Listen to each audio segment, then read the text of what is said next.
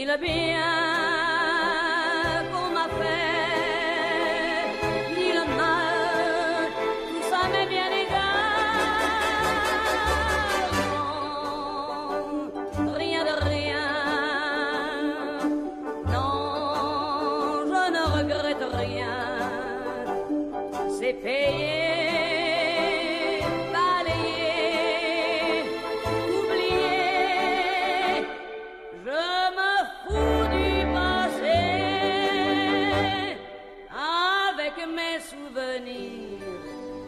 J'ai allumé le feu, mes chagrins, mes plaisirs. Fala galera, aqui é o Juninho. Nós estamos aqui nos Dois Nerds e uma Prosa. Hoje estou aqui em carreira subsolo. Chega a ser a carreira solo.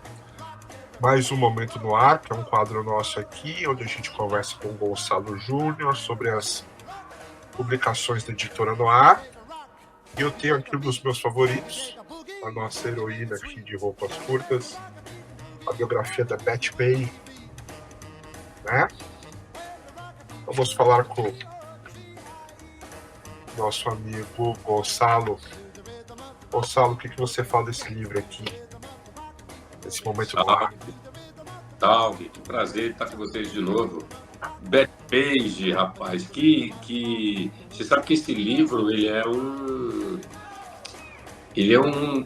uma realização editorial da minha parte, eu diria para você.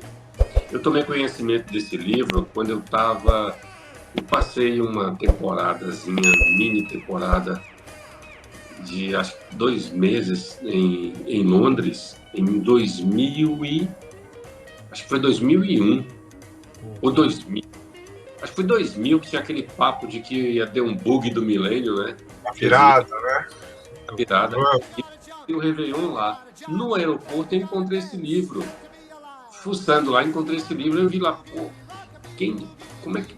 Betty Page é um ícone do erotismo mundial do século XX, né? Ela é a mulher que ela fundiu a cuca da América, né? Você vê uma garota linda que ganhava vida fazendo videozinhos, filmetes de eróticos para os peep shows, né? Que eram aquelas maquininhas que o pessoal botava uma moeda e ficava ali com os 2 olhos vendo ela se movimentar e tal. Tudo muito ingênuo até, né? Tinha aquela coisa de usar aquelas roupas sensuais, chicote, máscara, mas era o que se podia fazer na época e era o que ainda assim chocava a sociedade americana. Quando eu peguei aquele exemplar e olhei assim, falei, pô, aí na contracapa tinha aquelas fotos famosas de delegacia? Uhum. Você tira de frente e de lado. Chamam de mugshots, né? Os mugshots, né? Coloca a plaquinha. Exato. A data, o número. Aí eu olhei assim, eu fui ler e falei, comecei a ler o livro no avião, assim, fiquei olhando assim, falei, que doido. Na capa eu já tinha visto, né, que ela tinha sido condenada a 13. O repórter, o autor, ele tinha descoberto por acaso que Betty Page tinha sido presa durante 13 anos, acusada de matar 2 pessoas. Eu falei assim, mas como assim, né? Como assim? Ninguém sabia o paradeiro dela. Nos anos 80, ela foi resgatada pelos quadrinhos, né? Pelo criador de Rocketeer, George Stevens, né? O David. David. Eu sempre coloquei no fundo aqui uma arte do Rocketeer com... Ele colocou a Betty Page como namorada, né? Como eu sempre confundo ele com o Super-Homem, né? Uhum. Aí ele traz Betty dos quadrinhos e depois se você lê o livro, você viu, né? Na verdade, David Stevens, ele vira meio que ele adota a Betty, né? Ela claramente tem problemas mentais quando ela sai da prisão. Ele passa a gerenciar ela, a cuidar dela, a sustentá-la, inclusive, e meio que a protegê-la, né? Ele vira um protetor, porque Betty era para ele sem querer entrar na questão da sexualidade, mas nesse caso é necessário, Beth era um símbolo, uma referência de desejo, de feminilidade para David Stevens. Então, uma parte do livro, a parte final, ele aparece como um protetor dela. E aí, falei, pô, eu tinha lido Rocketeer, né? Falei, pô, que teve um filme também. Que história louca, o que aconteceu com ela. Aí, eu botei na cabeça que ia publicar esse livro no Brasil. É engraçado porque no livro, assim, acho que todo mundo aqui no Brasil, né, pode dizer tranquilamente, conheceu a Betty Page pela graphic novel do Rocketeer, né? Que ela aparece como namorada do Rocketeer, né? Ele retratou uma pessoa real dentro desse mundo de ficção, né?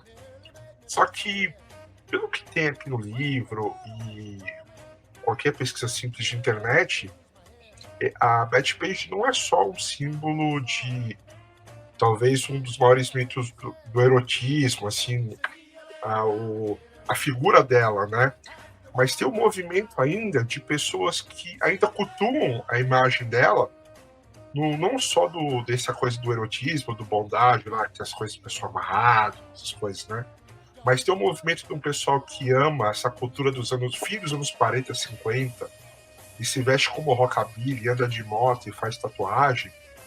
E a Betty Page ainda é uma gigante dessas pessoas, ela ainda é cultuada, assim, como uma mulher à frente do tempo e um monte de coisa e tal. E só que eu acho que um dos achados aqui do cara que fez o livro, que é o Richard Foster, né, foi que ela entrou assim, ela virou uma desconhecida para o público, apesar da imagem continuar vendendo e tudo, e as pessoas nem sabiam que ela tinha envelhecido, tinha ficado presa, tinha ficado internada, teve um monte de coisas difíceis, né? Porque ela parece um pouco aquela do grupo do 27, né? O pessoal que morreu com 27 anos, parece que ela foi eternizada com esse visual aqui para sempre, né? Mas ela morreu com 85 anos e tal. Sim. E o livro conta, assim, todas essas dificuldades dela, né? Muito louco, mas acho que ainda tem uma galera que cultua muito ela. O site oficial dela as pessoas compram as roupas, tentam recriar, né, essa era dourada, né? Mas a vida dela não foi nem um pouco dourada, né? Não. A gente tem uma dificuldade de fazer o livro chegar a esse universo aqui no Brasil. Eu sei que tem principalmente garotas, né? Isso. Moças, que cultivam. Eu acho que é menos os caras e mais as meninas. Do mesmo jeito, e tem muitas garotas que cultuam Betty Boop e Frida Kahlo, né? Isso. A Betty Page, ela é a Bad Girl dessas aí, né? Ela está naquela condição de inspiração, de liberdade, de transgressão, de ousadia. Mas quando você vai ver o livro, você encontra uma história totalmente trágica, né? Terrível. A história de Betty Page é terrível. Primeiro, ela sofreu abusos sexuais terríveis do padrasto, né? Na adolescência, do pai. E depois ela vai ser abusada várias vezes. E ela é enganada, né? Ela é induzida. Inclusive, tem até um caso narrado no livro de uma garota que leva ela para uma armadilha. Os caras pegarem ela lá e fazerem uma série, 8 caras, assim, abusarem dela sexualmente e tal. E aí, Beth, o que acontece? Ela começa a ser perseguida pelo governo como uma pessoa que fazia apologia à pornografia, né? E a pornografia nos Estados Unidos nos anos 50 era quase que tinha a ver só com nudez, né? Não tinha a ver com cenas de pesadas de sexo. Isso só vai surgir um pouco a partir de 1965 com a revista Penthouse, que ali é uma revista pesada, um pouco mais ousada que a Playboy, tá? Se dizia assim, ó, a Playboy tirava a roupa das bonecas A Penthouse levavam as mulheres ao orgasmo, ao prazer. Aí vem a Hustler, que radicaliza tudo e escancara a pornografia nos Estados Unidos. Você deve ter visto o filme lá sobre Larry Finch, né? Mas a Betty Page foi uma das primeiras playmates, né? E o Hugh Hefner ajudou muito ela também, né? Uma das primeiras. Mas quando o americano, quando vem aquela paranoia do anticomunismo, é porque a pornografia sempre esteve ligada ao comunismo. Difundiu-se a ideia de que a pornografia... A gente está falando de pornografia, mas o correto seria usar o termo erotismo, né? Porque pornografia muito depois... Nesse caso, muito a ver com erotismo, né? A pornografia tem a ver com relação sexual e tal. E numa tremenda deformação do caráter, né, do sentido das mulheres. Então, a pornografia faz essa coisa de desvirtuar o processo, de objetificar as mulheres. O lance de Betty era o erótico mesmo. Ela fazia striptease diante das câmeras, né? Ela brincava, ela rolava na cama e tal. Mas ela começa a ser perseguida na virada dos anos 60. Ela é uma pária na sociedade americana. Tanto que tem uma história que na virada do Réveillon ela acaba entrando numa igreja e se convertendo, né? Aí, só que a vida dela é uma vida completamente errante, ela não consegue se acertar, ela vai quebrando a cara o tempo todo, até que ela cai naquele programa do governo de acolhimento, né?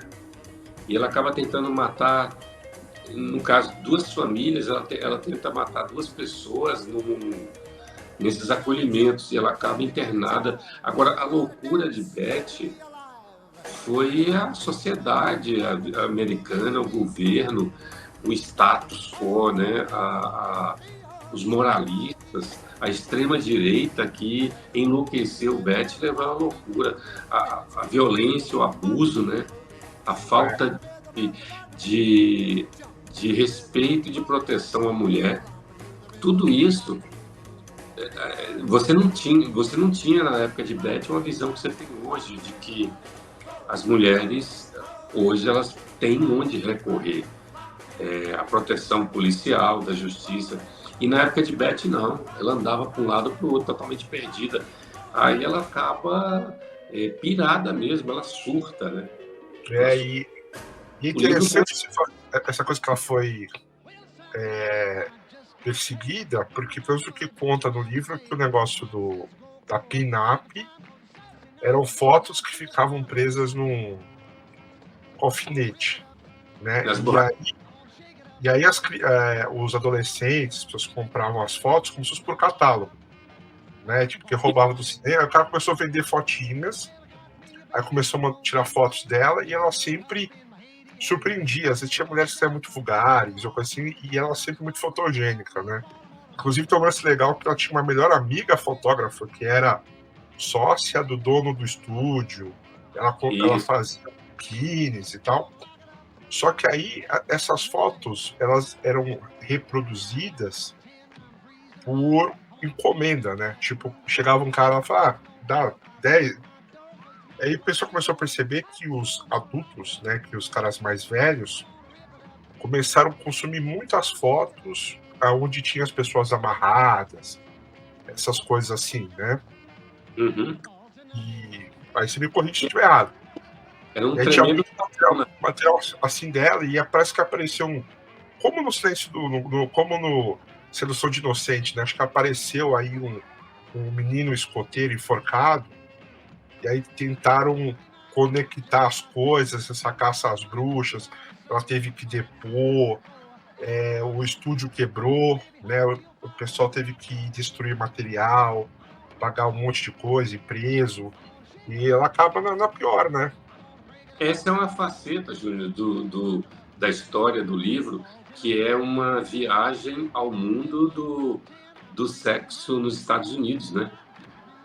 Eu acho que esse livro aí e um outro chamado A Mulher do Próximo, que tem uma edição lançada no Brasil de Gay Talese, a última edição foi lançada pela Companhia das Letras, chama A Mulher do Próximo. Eu recomendo esse livro para quem se interessar por esse assunto, que é um tratado sobre o mundo do sexo nos Estados Unidos, tá? Do mesmo jeito que eu tentei contar em Maria Erótica, durante a perseguição aos editores de revistas de sexo na ditadura, esses dois livros tratam de forma assim bem parecida, porque aqui teve gente torturada, né? Gente presa, tiragens apreendidas, destruídas, multas terríveis. Os Estados Unidos também, Beth acabou sobrando feio nessa história, né? A mulher do... Os amigos, né? Porque assim, ela era amiga desse estúdio que fotografava ela, né? Era o Helmut. O dono e a irmã era fotógrafa, né? O que já a gente foi no começo desse movimento de mulher empoderada. Pô, que legal. Até hoje tem um pouco disso, né? De mulheres que produzem filmes eróticos. E já era naquela época uma mulher que fotografava essa mulher e a Beth costurava, né, esses biquínis e tal. É interessante. Isso também coloca ela numa outra posição até de proteção e de genuidade, né? Beth não era não há assim, na apuração de Foster, não há aquela ideia de que ela fosse saísse em fotos, depois se prostituísse, tá? Não. Inclusive, ela tinha até essa comodidade de ser fotografada por uma mulher, o que era totalmente incomum na época, né? Então, tanto que os vídeos dela são facilmente acessados pela internet, né? E aí você vai ver que era tudo muito ingênuo. Se você passar uns filmetes de Beth Page na sessão da tarde, o pessoal vai rir. Mas eu acho que e também é interessante, o cara coloca assim que existe em todo esse material o carisma dela, né? Eu Sim. acho que o pessoal produzia material com mulheres de repente que não eram tão bonitas, a coisa ficava um pouco estranha, né? Mas ela sabia se puxar, né? Se levar, tinha um ar ali de alguma coisa nela, né? Então, star, né? Estrela. Esse é um detalhe importante que você citou, porque veja bem, haviam centenas de garotas como ela, né? Centenas, talvez milhares que fizessem a mesma coisa, tiravam fotos para revistas, porque há uma, entre aspas, há uma epidemia de revistas sensuais nos Estados Unidos, no Brasil, na Europa, principalmente aqueles países mais tinha mais liberdade, né? Como Dinamarca, Holanda, Suécia.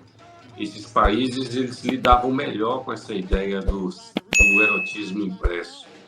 E Beth, entre os anos 40 e 60, tinha uma quantidade absurda de revistas de pin-ups, né?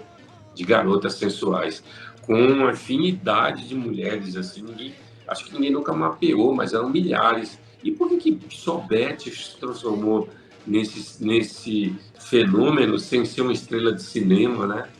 Sem ser uma estrela de música, sem ser estrela de nada. Ela era uma estrela das fotos mesmo, das revistas.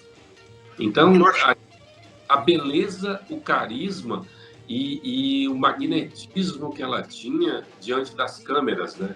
Ela sorria e aquela história da mulher do vizinho, né? The Girl Next Door, né? Tá. The Girl Next Door. Então, a vizinha linda próxima de você. Então, e os caras achavam isso, porque Beth não era uma Sofia Loren, uma Gina Lolita, uma Anita Ekberg, uma Marilyn Monroe. Não, ela era uma garota bonita. Civil, né? Ela, se fosse brasileira, seria quase brejeira, né? Ela tinha um pouco esse ar um pouco, não é pejorativo, caipira, né? Uma pessoa que veio do nada e linda e tudo, e o livro mostra a coisa, a vida dela parece muito de novela, né? Ela vai tendo esses casamentos, aí os caras são meio toscos, ela larga tudo e se apaixona pelo marinheiro na praia. Ela gosta de morar em Miami. Quem E lê, quem lê o Marquês de Sade poderia bem comparar a vida de Betty Page à vida de Justine. Justine leva uma vida desgraçada, dá tudo errado para ela, só que é uma versão radical, né? Porque Uhum. tudo isso envolve sevícias, abusos sexuais e tal. E Betty foi abusada pela sociedade, né?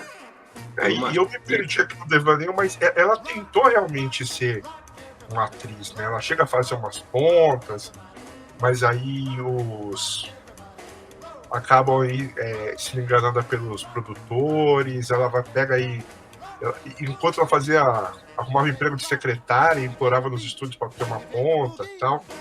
Uma vida É, de novela. Ela sofreu muito e ela só fazia dinheiro tirando foto. é. Ela É a tentou mulher que muito. virou suco. A mulher que virou suco. A mulher que virou suco. Ela foi triturada no liquidificador, a É, ponto de levá-la à loucura. Porque você vai ver, Juninho, a história inteira de Betty é a história de uma pessoa solitária.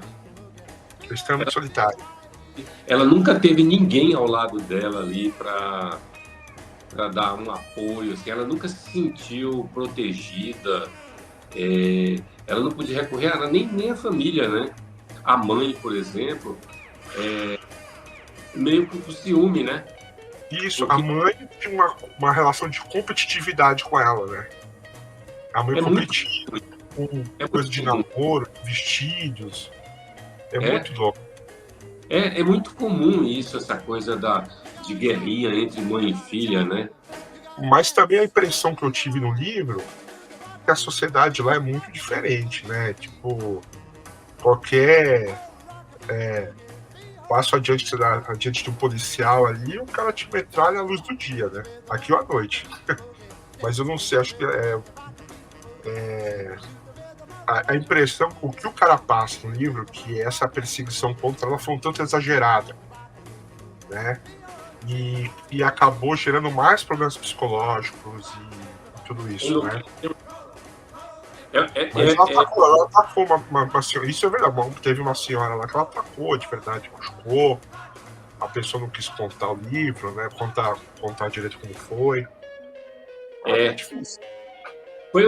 foi um patrulhamento moral, né? Viu? Então é isso, Betty, eu recomendo às pessoas, todo mundo que lê fica muito impressionado, né? Eu só vejo elogios pelo livro.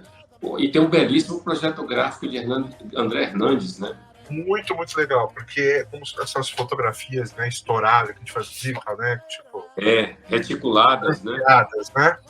É, E aí ele dá fez essa trabalho, tem muito a ver com. E aqui também, né? é, Um Polaroid antigo. Bem Betty está lindo. aqui e é eterna, né? Mas seria legal se as pessoas, antes de vestirem uma camiseta de Betty e tal, falassem, pô, essa mulher aqui me representa, né? As meninas deviam ler para ver assim, É, essa mulher aqui foi terrível, foi danado, foi corajosa, né? Ela me é, representa. são muitas histórias, né? Tem essa história da cultura pin-up que ainda existe, né? Então, tem um cara que dá um toque para ela, fala, esse é cabelo seu aí, o formato do seu rosto, então ela adota aí a franja, e aí fica uma característica também toda a ver com as pin-ups, né?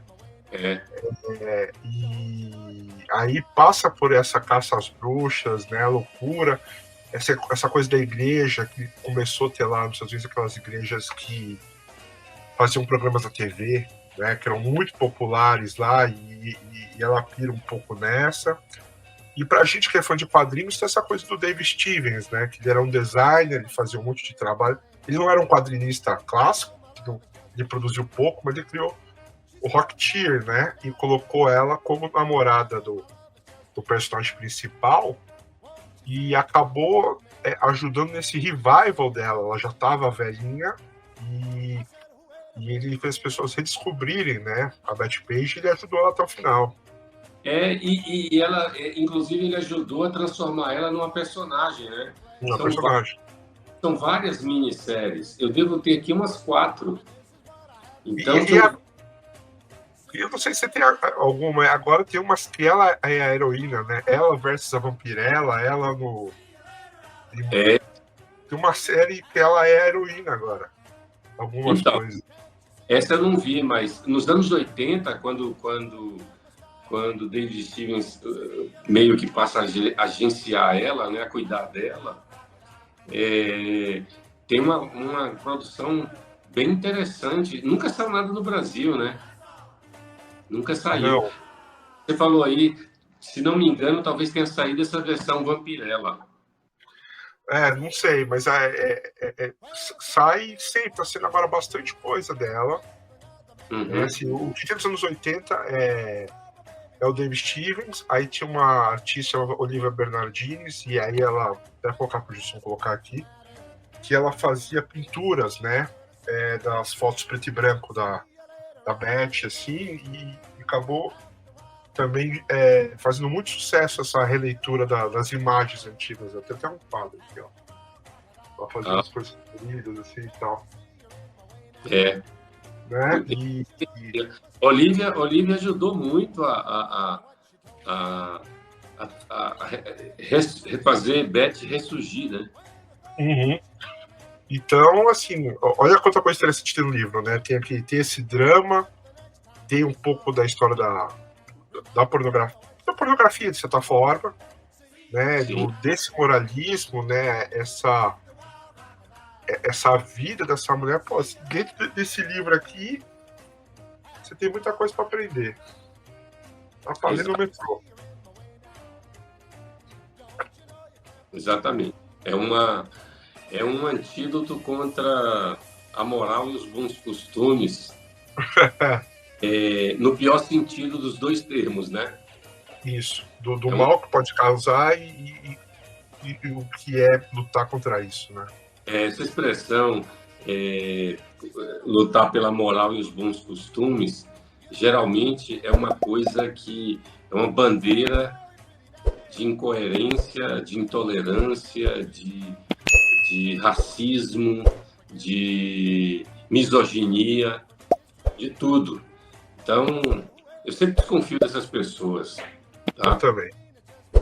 Mas eu acho que esse momento no ar aqui foi muito bom, né? Adorei, rapaz. O papo sempre é bom. Com você é aula. Não é live, não é gravação, é aula. Você sabe qual é a diferença dessa nossa conversa? Estou conversando com alguém que lê o livro. Então. E aí o papo foi. Você está com as histórias aí quentinhas na cabeça e acabam me ajudando muito a lembrar dos episódios. Porque eu editei esse livro em 2017. Tem 7. E você acaba esquecendo muita coisa, né? E você é um leitor recente do livro. Então, o papo só tende a fluir, porque você ilustrou muito bem aí um monte de coisas. E por isso que o papo foi ótimo. Eu gostei desse livro, eu gostaria que as pessoas entendessem o símbolo que ela representa, né? Uhum. E é isso, acho que a gente pode encerrar por aqui. Agora o Jussão que se vire para editar e ilustrar aqui, porque falamos de tudo. Cada um até sexta aí. Falou. Boa noite. Falou? O São Capricha aí na edição. Boa noite, Gonçalo. Valeu, obrigado, viu? Tchau. Tchau. Hot dog buddy, buddy. Hot dog buddy, buddy. Hot dog buddy, hot dog buddy, buddy.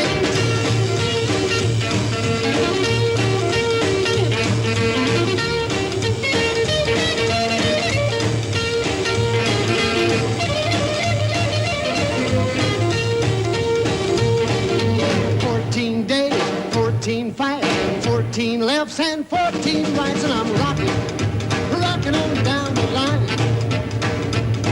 Hot dog buddy, buddy, hot dog all the time. Danced last night, the night before, but let's see tomorrow, gonna dance some more, 'cause I'm rocking on